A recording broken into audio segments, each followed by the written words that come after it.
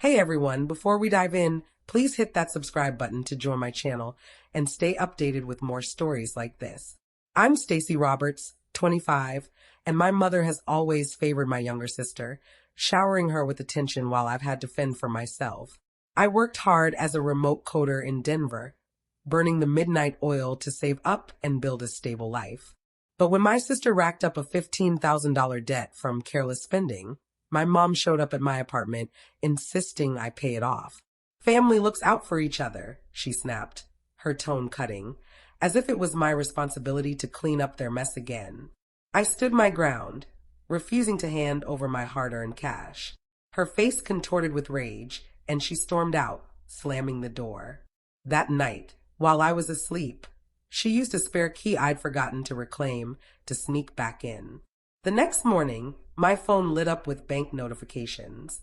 My credit card was maxed out, and my savings were drained to cover my sister's debts. Staring at the screen, my heart raced, but I stayed calm, plotting my next steps in silence. What unfolded next unraveled their plan, flipped the script, and brought consequences they never expected. If you've ever felt cornered by family demands, you'll want to hear how this played out. Share in the comments the craziest thing a family member has ever asked of you. Let's see who else gets it. That morning, my phone buzzed relentlessly with alerts. Groggy, I opened my banking app and saw my credit limit obliterated. $15,000 vanished in overnight charges, all tied to payments for my sister's debts.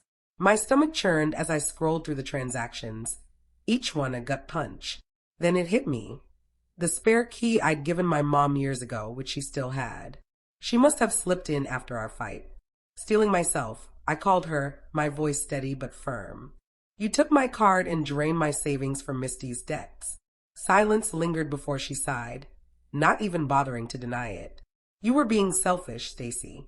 Misty needed help and family steps up. You'll see it was for the best.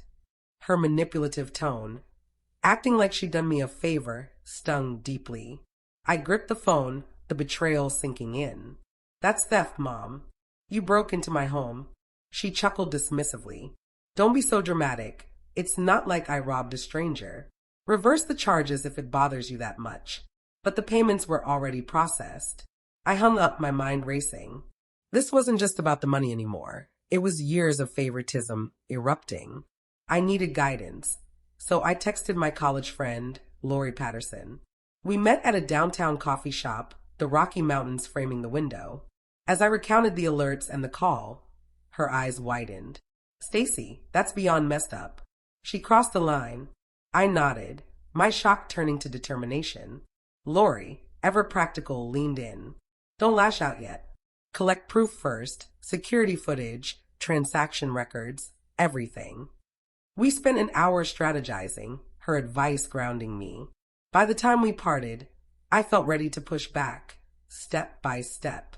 Back home, I opened my building security app on my laptop. The footage from last night showed my mom slipping through the side entrance at midnight, her face partially obscured by a hood, leaving 30 minutes later with a small bag. My pulse spiked as I saved the clip, undeniable evidence of her unauthorized entry. Next, I printed bank statements from my email, the timestamps aligning perfectly with the video. Each charge traced back to Misty's creditors, clear as day. I also found texts from my mom over the past week, pressuring me about the debt. One saying, Misty's in trouble. You can't abandon her. These tied her intent together.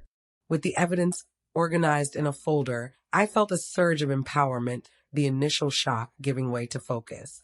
Lori stayed, helping me sort and label everything methodically. This is ironclad, she said, double-checking the dates. By early afternoon, my desk was covered with papers, the laptop screen frozen on my mom's exit. That's when I decided to call my dad, Curtis Roberts. He'd moved to a quiet town outside Denver after their divorce, steering clear of my mom's chaos. We hadn't spoken much recently, but he knew her tactics better than anyone. He answered after 2 rings, his voice warm but wary. Stacey, you okay? I cut to the chase, skipping the emotions. Dad, Mom used my credit card to pay $15,000 of Misty's debts without my permission. I have proof. He paused, then let out a slow breath. That's her all over. You know about Grandpa's will? There's a clause for this kind of thing. Fraud against family means losing your share. My curiosity spiked. I'd heard vague mentions of it before, but never the details. Tell me more. Over the next 20 minutes, Curtis explained carefully. Grandpa's estate was split evenly, but a safeguard was built in to protect against financial harm to family, added after he noticed my mom's patterns years ago. Her share was $180,000, Misty's $45,000, both locked until certain ages unless fraud was proven, shifting the funds to me and my cousins. As secondary trustee, you can enforce it, he said. File with the court once charges are filed. I'll send the documents tonight. Hanging up, a plan took shape. Lori met my gaze, nodding. That's your leverage. Combine it with the evidence, and there. Stuck. We reviewed the trust papers he emailed that evening, her questions refining my approach. By night, the folder felt like a loaded weapon, ready for action. With everything prepared, I headed to the Denver police station, Lori by my side. The building stood stark against the mountain skyline. We asked for the fraud unit, and Detective Teresa Wong met us in a small room, her badge glinting under the lights. I laid out the timeline, starting with the unauthorized charges, and handed her the printed statements. This is serious, she said, scanning the pages with a focused expression. I showed her the security footage on my phone, zooming in on my mom's figure entering and leaving my apartment. Teresa took notes, nodding. Clear unauthorized entry, timed with the charges, that's solid. I explained the family dynamic, how my mom always bailed out Misty while leaving me to struggle. Lori backed me up, confirming details from our planning. Teresa assured us she'd open a case, request bank records, and set up interviews. We'll reach out to your mother soon, she said, handing me a case number. As we left, relief mixed with nerves, the weight of escalation settling in. 2 days later, an unfamiliar number called. It was Jeremy Vaughn, my sister's fiancé, sounding rattled. Stacy, can we meet? Alone. I agreed to a park by the Platte River, where joggers passed under a clear sky. He sat beside me on a bench, looking rough, hands stuffed in his pockets. I didn't know about the card, he began, avoiding my gaze. Misty said you'd agreed to loan the money for her debts, that it was a family thing. I pressed him, and he admitted overhearing the police visit at their place. They questioned her yesterday. She told me everything after. The truth poured out. Misty had scoped my apartment weeks earlier during a visit, noting where I kept my cards.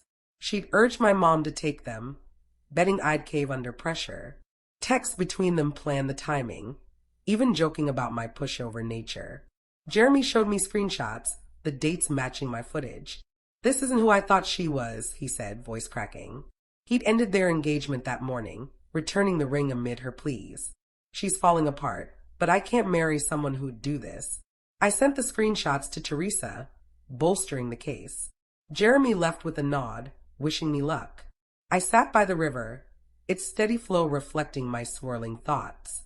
This turned Misty from a passive beneficiary to an active conspirator. At the Denver courthouse, I arrived early for the hearing, settling into the back row, the wooden benches creaking. My mom and Misty entered with their lawyer, Philip Dawson, dressed conservatively but unable to hide their tense expressions. Uncle Marvin followed, his face resolute, clearly aiming to mediate. The judge called the case, and the prosecutor detailed the charges. Unauthorized credit card use resulting in $15,000 in fraudulent payments. Teresa presented our evidence, footage, texts, bank logs. My mom fidgeted as the video played, her nighttime visit undeniable. Philip stepped up. Your Honor, my clients wish to plead guilty under the agreement. The judge peered over her glasses. Proceed with allocution. My mom spoke first, her voice soft. I entered my daughter's apartment without permission, took her credit card, and paid my other daughter's debts without her consent. Her words hung heavy, her shoulders sagging as murmurs spread. Misty went next, eyes fixed on the floor. I helped by pointing out where she kept her cards on an earlier visit and knew the money was taken wrongfully. Her voice broke, the courtroom silence amplifying her unease. During a break, Uncle Marvin approached me in the hall. Stacy, this has gone too far. Drop it for the family. I shook my head. They made their choices. He pushed for reconciliation, but his words fell flat against the evidence. The judge dismissed his attempt as irrelevant. Back in session, she sentenced them to 3 years probation, 200 hours of community service, full restitution within 30 days, and mandatory counseling with jail time for noncompliance. My mom and Misty nodded, the reality hitting as they signed the papers. Philip's strategy unraveled as he whispered to them. Outside, I caught Uncle Marvin's defeated look, his mediation attempt failing. The day cemented their accountability, their actions now public record. A week later, I met my dad at his place outside Denver, his small home lined with estate law books. We reviewed Grandpa's will, confirming the clause. This triggers the forfeiture, he said, signing as co-trustee. I filed the notice with the court that afternoon, the clerk stamping it swiftly. The process would take about 60 days, but the outcome was clear. My mom and Misty's shares would go to me and my cousins for their financial harm. Curtis drove me back, his silence heavy. You did what was right, he said finally. Back home, I braced for the fallout. My mom called days later, her voice desperate. Stacy, Philip says the trust is at risk. We need to talk. I kept it short. It's filed. The clause stands. She pleaded for a chance to change, but I ended the call. Misty's texts came sporadically, half-hearted apologies mixed with begging. I ignored them, sticking to my routine. 2 months later, the administrator's letter confirmed the forfeiture. My mom's $180,000 and Misty's $45,000 redistributed. My share, $140,000, hit my account soon after, deposited securely. The consequences hit them hard. My mom's employer, citing her criminal record, let her go during a certification renewal. She scrambled for part-time work, her savings drained by legal fees. Misty struggled worse, with creditors circling and probation limiting her job options. She took out loans for restitution, but 23% interest rates locked her into years of payments. Uncle Marvin called once, admitting his efforts failed. They're struggling, Stacy. I replied, that's consequences. Lori and I met for coffee weekly, her support unwavering as I rebuilt. The money sat untouched, a safety net for my future. My mom and Misty's lives shrank. Probation meetings and service hours consumed their time, and relatives pulled away. Their actions reshaped their world, with no way to undo it. Months later, I blocked their numbers, silencing the voicemails and texts full of excuses. The quiet in my Denver apartment gave me space to focus forward. Lori and I started hiking Boulder's trails every weekend, her encouragement pushing me up steep paths. You've earned this freedom, she'd say, handing me water at the summit. Those trips rebuilt my strength, mentally and physically. At work, I pitched a remote monitoring software tool, earning a promotion and raise. The extra cash upgraded my setup, dual monitors and noise-canceling headphones for focused coding. Curtis visited monthly, our dinner simple but grounding, grilled steaks and talks about his retirement. He'd share stories of Grandpa's sharp business sense, tying it to my own resilience. He'd be proud, he said one night, raising a glass. I invested the inheritance in a high-yield account, set up an emergency fund, and took a short trip to the Grand Canyon, its vastness echoing the openness in my life. Word of Misty's struggles reached me through mutual contacts. A call center job barely paid her bills, and probation check-ins drained her energy. My mom moved to a small studio near the mountains, her certification loss pushing her into low-paying data entry jobs. They lived in isolation, relatives keeping their distance. Lori suggested therapy, not to mend old hurts, but to process the change. Sessions taught me that boundaries aren't barriers, they're foundations. Family works on mutual respect, not one-sided demands.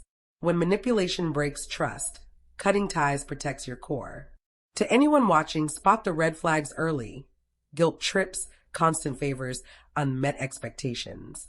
Stand firm, carve your path, and let consequences speak louder than words. True strength is choosing peace over obligation.